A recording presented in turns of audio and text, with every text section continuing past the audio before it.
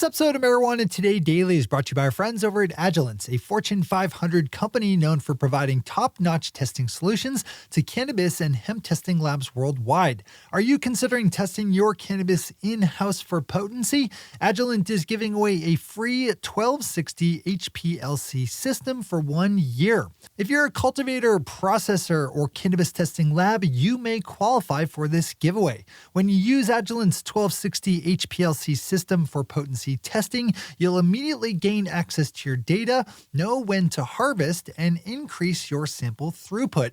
Don't miss out on this 1260 HPLC system giveaway. Swing over to bit.ly.com/cannabis-contest to answer a few quick questions to enter to win. Again, that's bit.ly.com/cannabis-contest.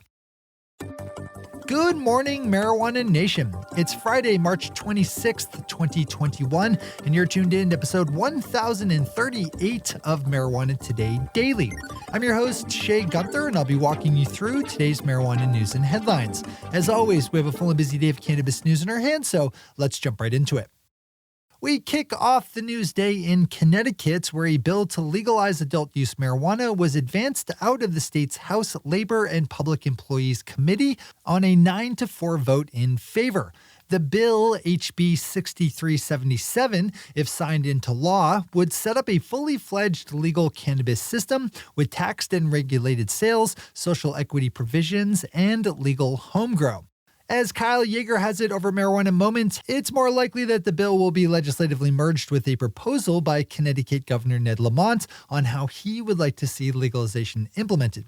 However you cut it, though, it stands likely that Connecticut will get around to ending cannabis prohibition one way or the other this year. You can read through HB 6377 in full yourself over at Marijuana Moments, where you can also hoover up all the other relevant details and whatnot.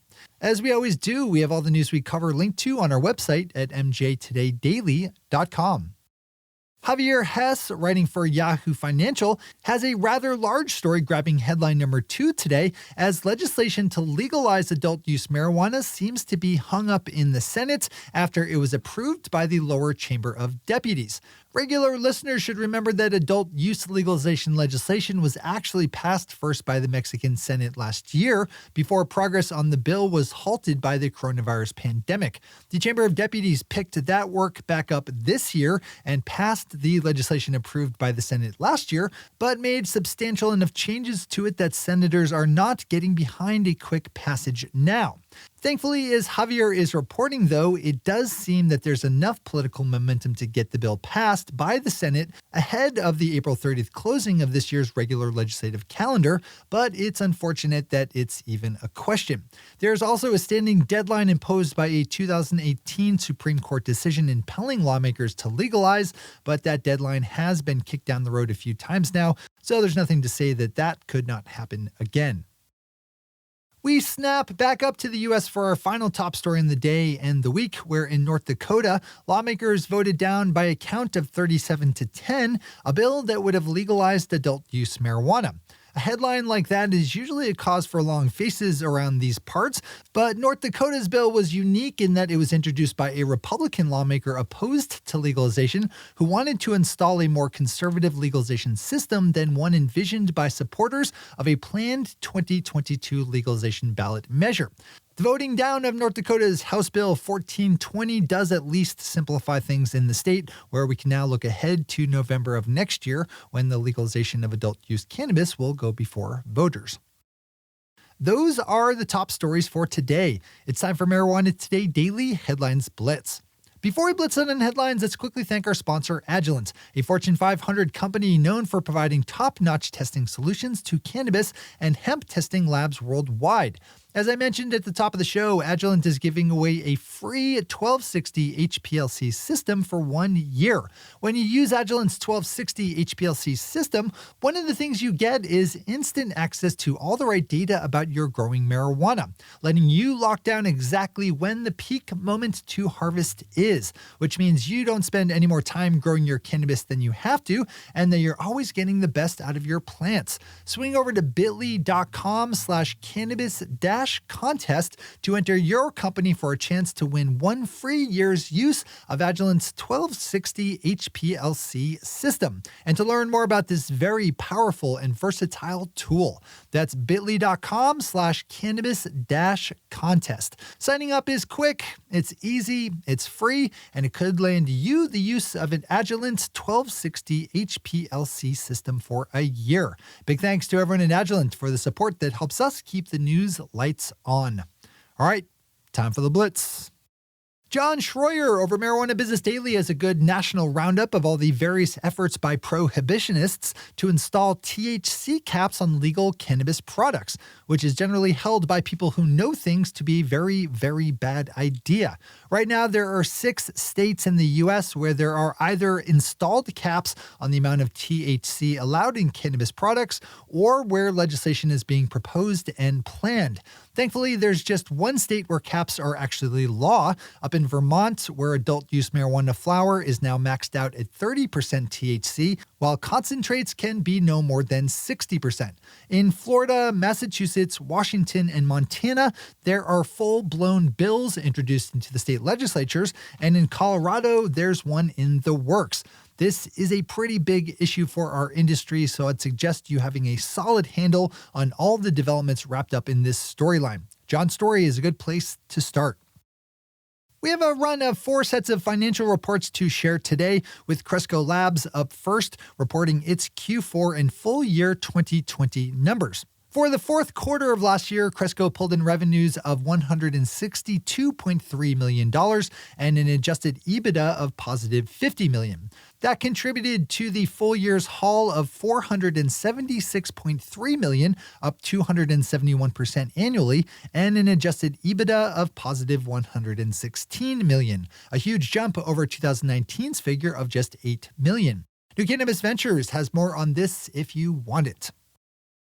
Colorado-based company Charlotte's Web Holdings also released its Q4 and full year 2020 numbers. For the fourth quarter of last year, Charlotte's Web pulled in revenues of just under $27 million, up 18% annually, and an adjusted EBITDA loss of $2.1 million. An improvement over the $6.7 million lost the previous quarter. For the full year 2020, the company saw $95.2 million in revenue, just about flat from the $94.6 million made in 2019, which rolled out to a yearly adjusted EBITDA loss of $20.2 million. Deborah Borchardt over Green Market Report has a good story on this that looks at some of the business challenges and solutions being put forth by the company. Canadian marijuana firm Alifia Health is up next, with net revenues of $15.2 million for Q4 and an eye-popping $217.3 million loss, driven mostly by write-downs the company took on various investments, including a $177 million charge for its acquisition of the company Emblem. For the full year 2020, Alifia pulled in $44.5 million in revenue and had a rather big net loss of $247 million, though its adjusted EBITDA for the year was positive $8.9 million. Vireo Health has the final set of numbers to share today with another Q4 full year report. For the final 3-month stretch of 2020, Minnesota-based company Vireo Health saw $12.4 million in revenue, up 38% annually, and an adjusted EBITDA of positive $100,000, which bettered the $7.3 million loss in the same quarter last year. For all of 2020, Vireo pulled in $49.2 million in revenue, up 57% from 2019, which shook out to an adjusted EBITDA loss of $16.9 million. Yesterday in Kansas, state lawmakers worked on a bill to legalize medical marijuana, with a possible committee vote to come next week. The legislation, if passed, would create a limited medical cannabis program open to patients living with one of 21 different qualifying conditions. Home grow would not be allowed, and smoking and vaping would also be banned, but this is Kansas that we're talking about. So, we end the day of news with a pretty cool headline out of Illinois, where lawmakers on the state House Judiciary Criminal Committee voted 10-8 in favor of a bill that would make the possession of any amount of marijuana legal. Right now in Illinois, you can still get in trouble if you're caught by police with more than 30 grams of cannabis, unless, of course, you're a legal dispensary, in which case you can practically have and sell as much marijuana as you want. It's that unjust disparity that drove a lot of the energy behind House Bill 3085, introduced by State Representative Mary Flowers, who pointed out the fact that every dispensary in Illinois is owned by white people, while it's mostly black and brown folks still getting caught up in the existing laws over marijuana. House Bill 3085 now heads to the full House for deliberations there. We'll be watching. Those are the headlines and news for the day. I'll be back with you again on Tuesday with another information-packed episode of Marijuana Today Daily. But in the meantime, if you have any stories to share or feedback to give, zip us an email to headlines@mjtodaydaily.com. And while you're clicking around the interwebs, swing over to our website at mjtodaydaily.com to find links to all the news we cover. Thanks to our sponsor, Agilent, and to our awesome patron listeners for the support that makes this show possible. To join the illustrious ranks of the patron listeners yourself, swing over to our website at mjtodaydaily.com and click on that big blue button at the top of the page that says Become a Patron. I'm your host, Shay Gunther. Thanks for tuning in and starting your day with marijuana today.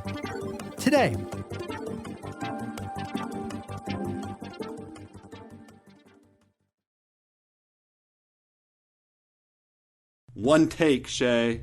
One take.